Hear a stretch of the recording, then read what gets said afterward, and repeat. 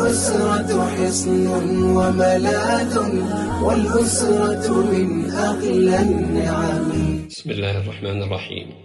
الأسرة المسلمة. الحمد لله رب العالمين، والصلاة والسلام على أشرف الأنبياء وسيد المرسلين.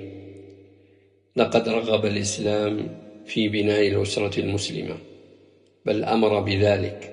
قال النبي صلى الله عليه وسلم: من استطاع منكم الباءة فليتزوج.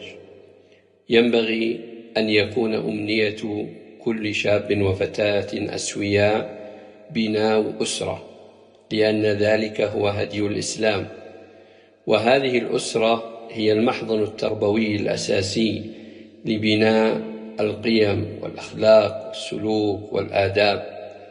الأسرة أيها الكرام ينبغي أن تكون بناء متينا واختيارا متميزا من قبل الزوج والزوجة، فإذا حسن الاختيار فستكون الأسرة هي المحضن الدافئ لأفرادها والمكان الآمن الذي تلتجئ إليه بعد الله.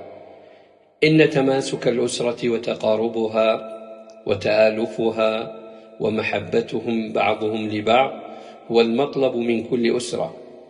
فيا أيها الأب وأيتها الأم، إن حفاظكم على أسرتكم وتماسكها وبنائها بناء صالحا هو دليل نجاحكم وفلاحكم وصلاحكم ونضجكم وتوفيق الله لكم. اللهم احفظ أسرنا وأبناءنا، وصلى الله على نبينا محمد. الأسرة حصن وملاذ، والأسرة من أغلى النعم.